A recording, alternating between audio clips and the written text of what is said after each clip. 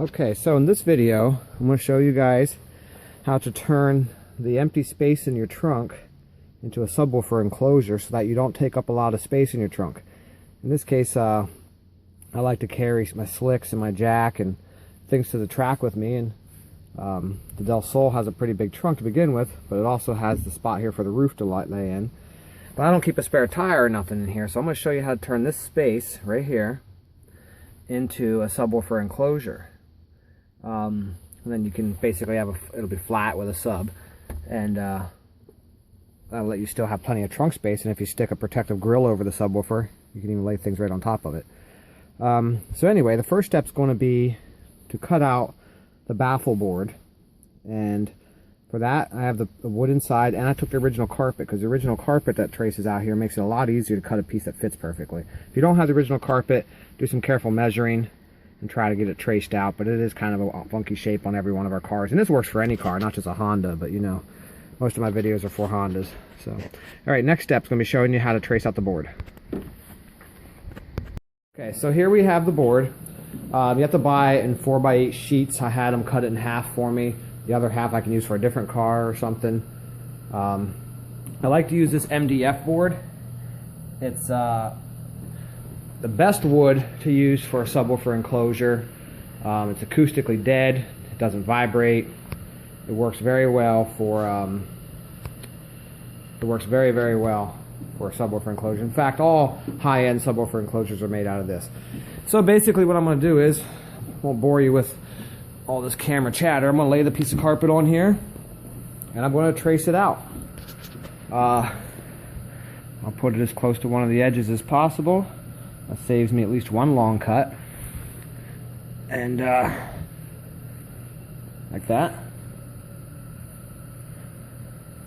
And I actually like to cut on the inside, make the board just a tiny bit smaller than the carpet. That way the carpet hangs over. But yeah, I'm going to trace that out. And then using the jigsaw here, I'm going to cut the piece out.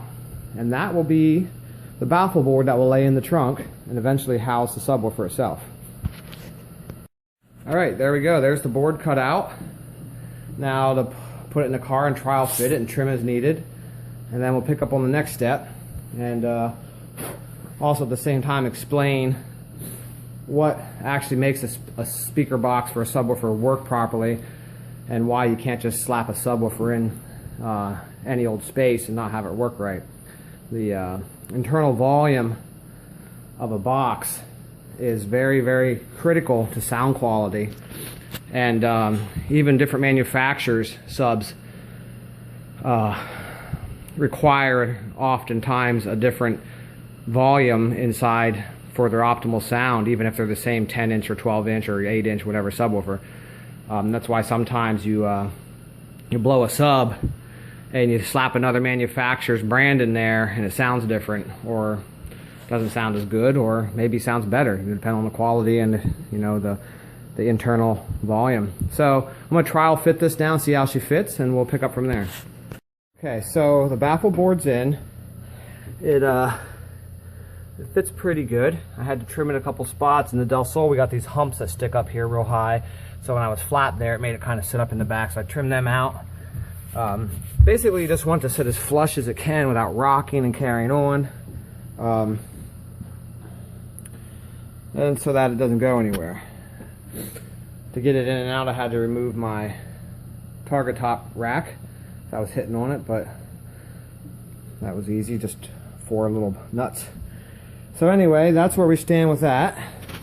That is now in and fills up the whole trunk. So I'm going to touch a little bit more on what makes a speaker box a speaker box. And I'll use some examples. They're sealed and there's ported when it comes to subs.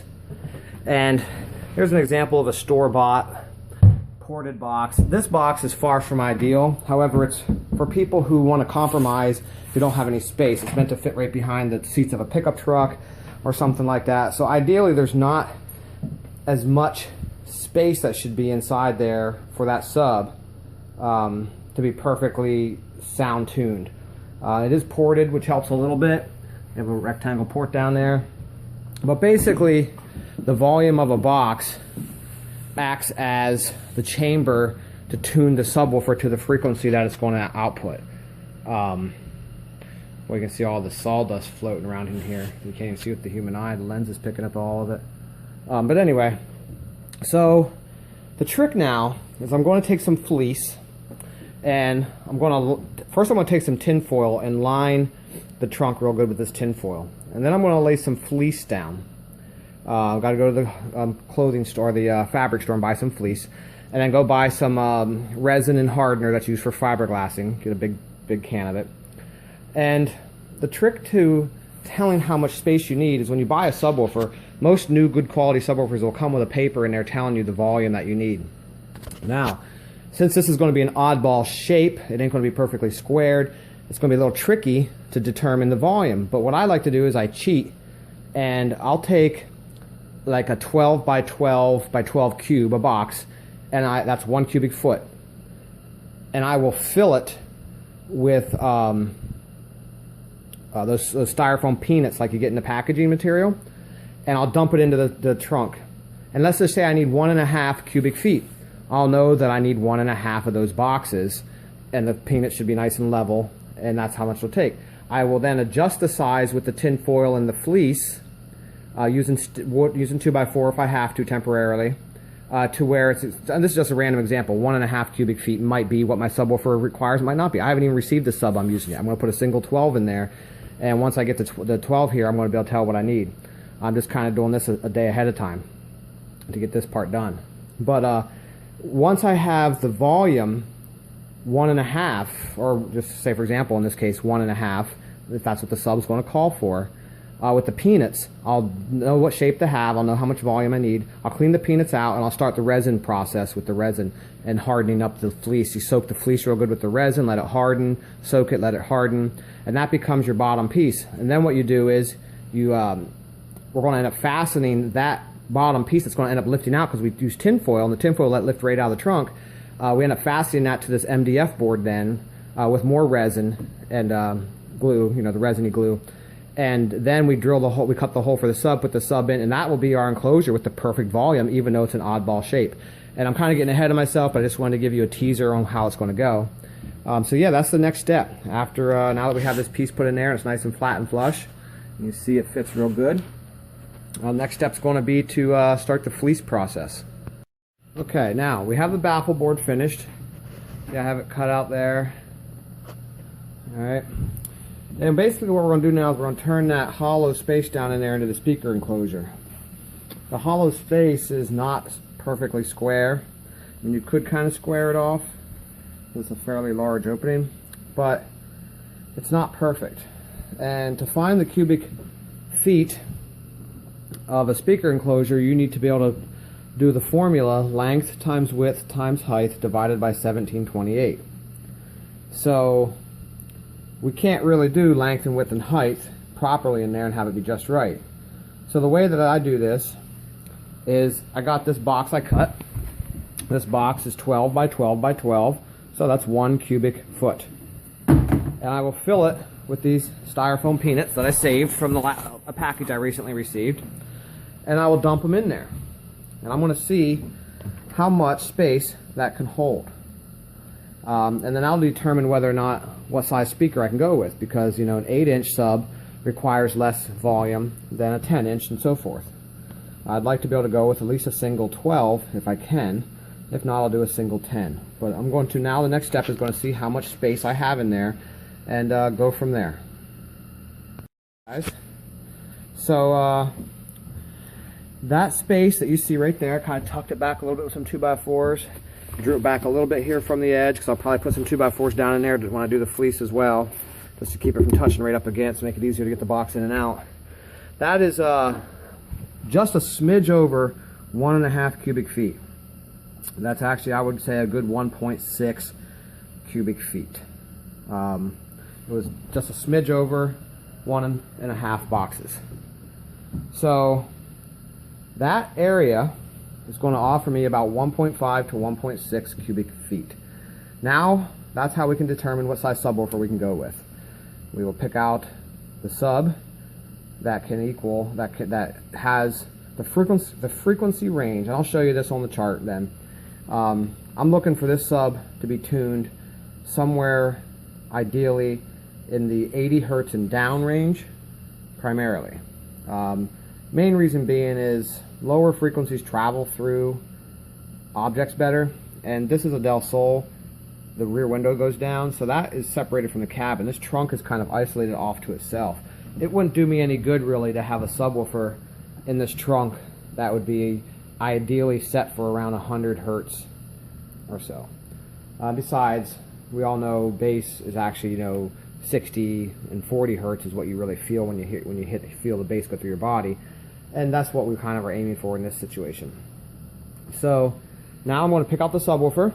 I know that I can do about a 1.5 cubic foot without a problem, and we'll pick up the video from there to show you the next step. Okay, so I got my subs. These aren't the best subs in the world. They're Kenwood, the KFC W1 2PSs. They're not the best, but I got them less than half off because they're usually $99 a piece, and these were open box items, and I got both of them for $42.99. Buy one get one free, open box item. So that was a good deal. But anyway, here's what I was telling you guys about. This is how you can determine where they're tuned for and what they're tuned for, and we'll pick up here in a second with exactly what I'm going to do with these.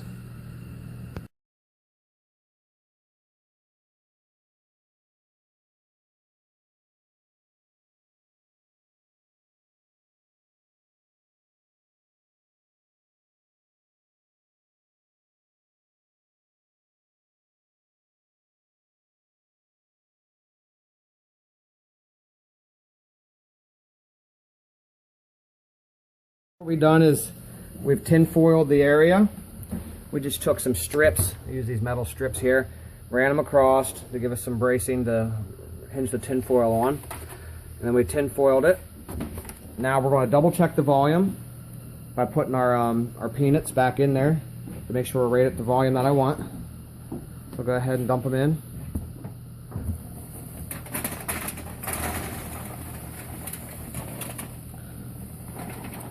Fleece is pretty thin, so it won't take up much space in there. Okay, so is there any underneath that flap? One. And as you see, this is very, very close. If anything, we're a smidge over because the peanuts just don't quite come to the top in some spots, but that's okay because it's better to be over on volume than under. Over gives you deeper bass, under gives you tighter. So this is going to work out good. Now we're going to suck the peanuts out of there because we're done with them. Lay the fleece in there carefully, and then we'll start resining up the fleece. We'll pick up the video from there. So it's focused. There we go. So now we have the fleece laid in the spot. This is just like a square yard of fleece I got from Walmart for $3. The other things that you're going to need, which I should have probably done in the list, is you're going to need some fiberglass resin, which we got here with the hardener, something to mix it in, which we got here, these little pins, and some paint brushes and a stir stick to spread it. So basically, it's pretty simple to build one of these. You don't need a whole lot of items, but the trick is just to get this volume figured out, get the math done right, and now we're going to resin this fiberglass, fleece all the way around the box, the square that's here. Soak it real good, let it set up and harden, and then we'll trim off the extra fleece at the edges.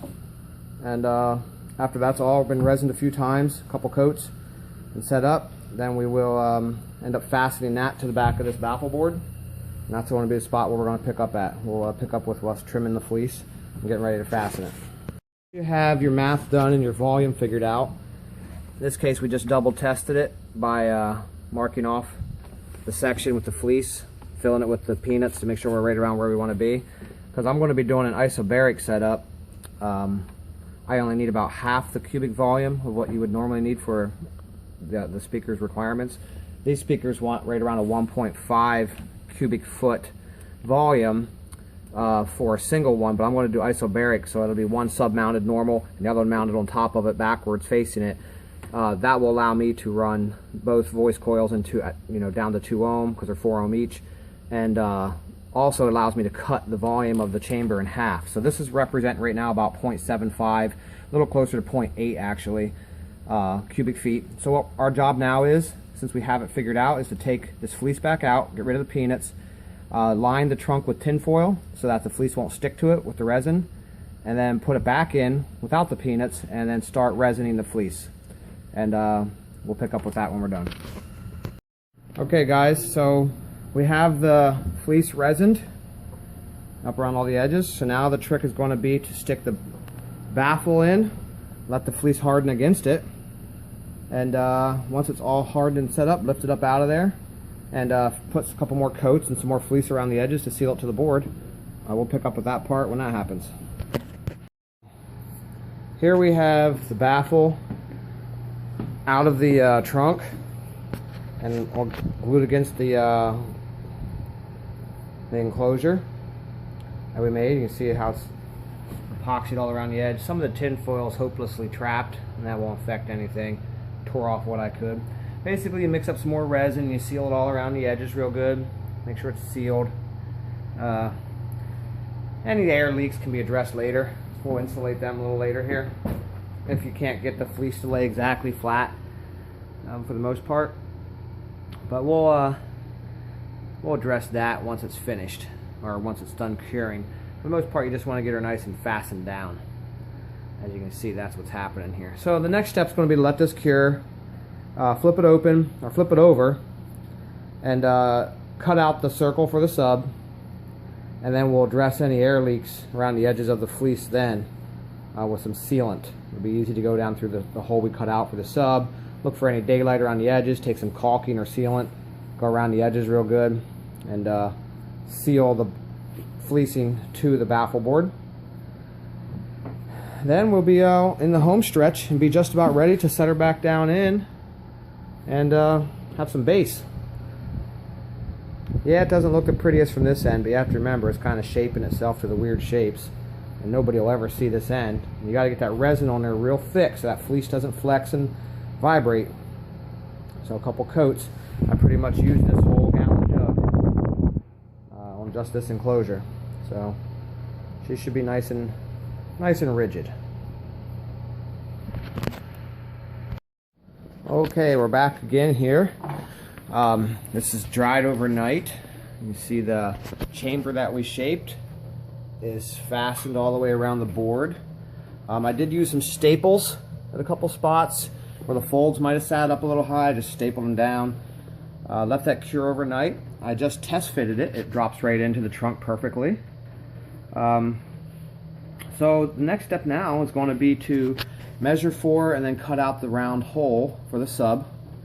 And you know, this doesn't look pretty under here. We'll never see that. And the subwoofer don't care if it's a pretty looking chamber. It cares about volume. But as you can see, that's rock hard.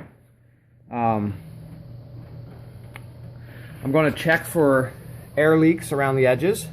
I kind of looked underneath already, like through the sides, like, you know, at the edges like this, and I don't see anywhere where there could possibly be a unsealed spot except for one little hole right there where the fold didn't lay flat. But I'm not sure if it's sealed up inside or not. Once I have the hole cut, I'll stick my head in. I'll be able to look and see if I can see some flashlight light through the side there.